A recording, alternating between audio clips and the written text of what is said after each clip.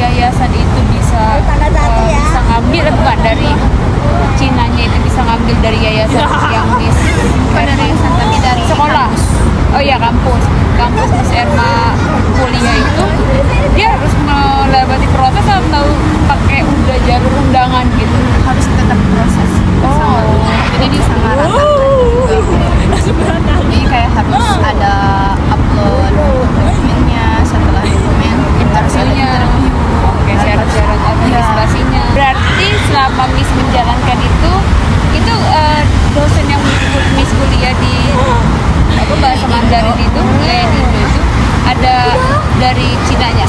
Ada, tapi karena kan pas saya masuk itu awal 2000 itu masih peralihan COVID kan ya, COVID-19.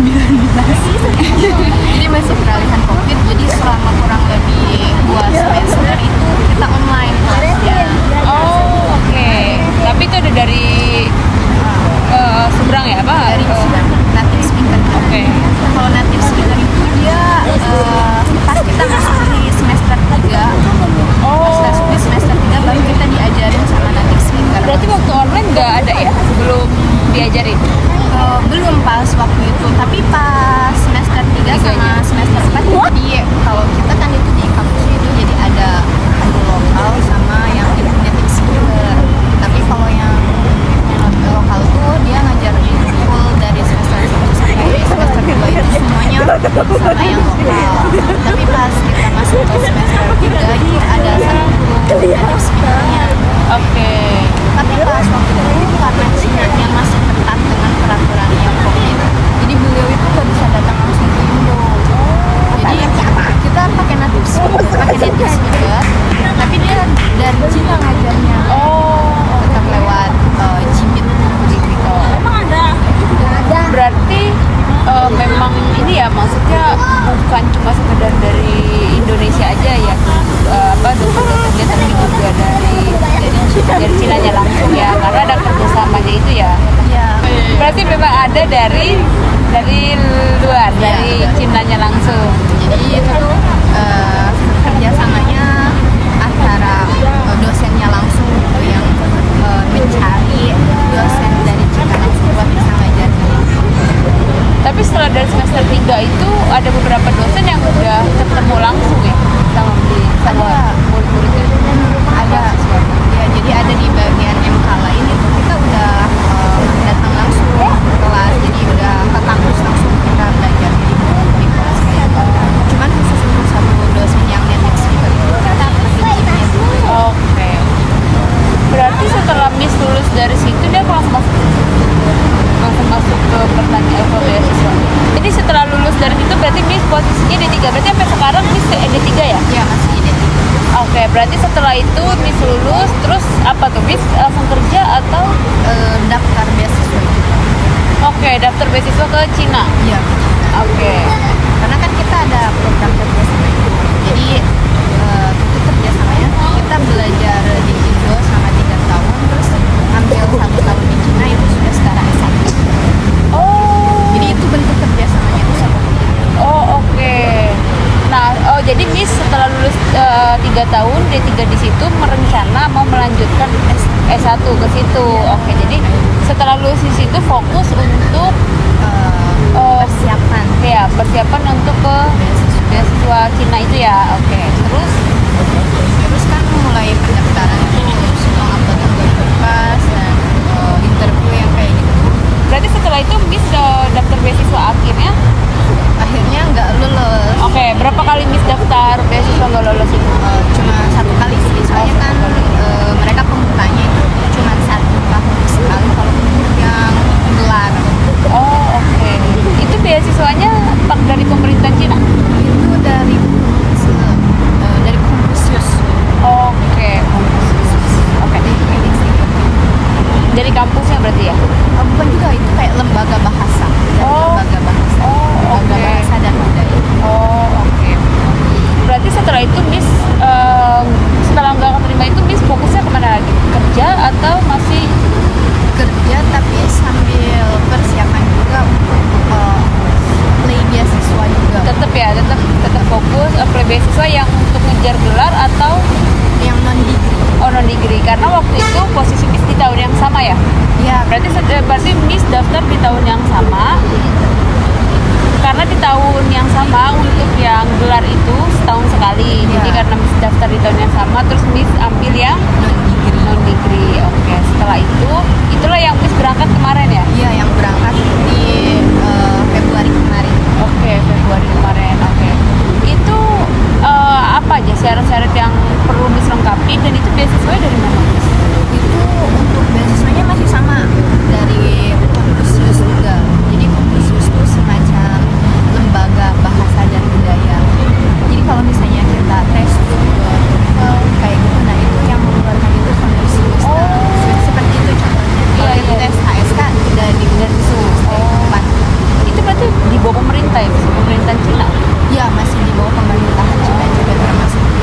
aja persyaratan untuk Miss dapat beasiswa kemarin? Kan akhirnya Miss lolos ya. Nah, itu apa aja syaratnya? Persyaratannya kurang lebih sama sih kayak yang mau degree kayak gitu. Jadi dokumen kayak gitu harus ada sertifikasi bahasa, terus motivation letter, terus harus ada surat rekomendasi juga. Miss pakai rekomendasi dari kampus atau yayasan? Surat rekomendasinya saya ambilnya dari Confucius yang ada di Indonesia. Berarti relasi Confucius itu karena Miss kuliah di D3 yang Miss Indonesia itu. Ya, tapi sebenarnya kalau misalnya nggak kuliah di situ juga tetap bisa, asalkan kita mau jadi terbuka. Terbuka untuk umum. Oke, setelah itu apa lagi syaratnya, Miss? Setelah itu syaratnya paling itu aja sih. Lebih pentingnya itu harus ada HSK itu yang utama. Oh, pakai harus ya, harus ASK. Kalau TOEFL nggak bisa ya? Nggak bisa, karena dia itu pengajarannya di situ itu apa ya? Oh, nggak pakai bahasa Inggris, bahasa dasarnya bahasa Mandarin. Oh, oke. Untuk itunya. Untuk beasiswanya apa yang Miss dapatkan? Untuk beasiswanya itu kita udah dikasih kayak di tempat tinggal, Oke, asrama ya. asrama, terus untuk belajar juga itu udah free semuanya, jadi kita nggak usah bayar-bayar kayak gitu lagi. Terus untuk uang bulanan kita juga dikasih setiap bulan itu kurang lebih 2.500 RMB. ARMB itu berarti dikali 4,5, bukan? 55.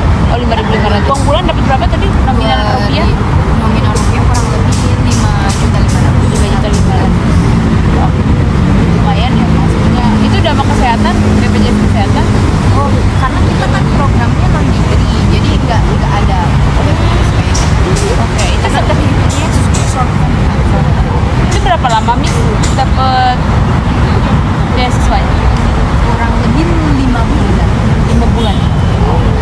Oke, berarti tiket pesawat pulang pergi itu udah disediakan ya? Enggak, kalau untuk tiket pesawat kita sendiri. Oh, oke. Selebihnya itu kita sendiri yang nyiapin, kita sendiri yang Oke, itu kemarin berapa tiket pesawat ke sana? tiket pesawat ke sana cukup murah sih, kemarin ambil yang paling murah. Berapa? Kurang lebih 2.600.000. 2.600.000 dari Indonesia. Berarti baliknya juga sekitar 5 juta lah ya pulang pergi. Apa yang ingin disampaikan kepada teman-teman kita semua di sini, dan aku juga sebenarnya pengen mencoba. Jadi apa aja nih Miss, tips, trik dan saran dari Miss Erma? Oke, tips and triknya itu satu, harus Catat kuat ya, guys. tekad. Oke. Tekad kita yang utama. Oke. Oke, yang kedua itu Tekad.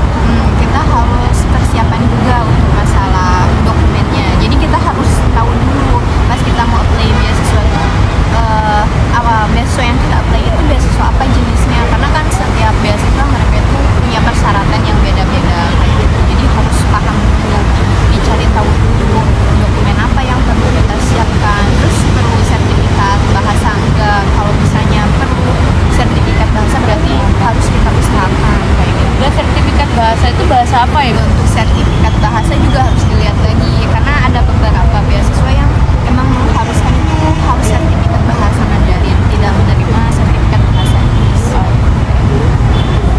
Terus untuk sertifikat bahasa juga, kalau bahasa Mandarin itu ada levelnya.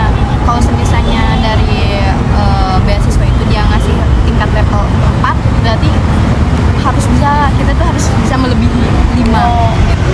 Paling tinggi berapa? 6. 6. Untuk saat ini 6. Jadi harus diusahakan, harus ekstra.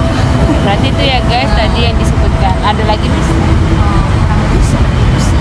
Intinya harus cari tahu, harus mau cari tahu dulu, harus paham dan Banyak menggali informasi.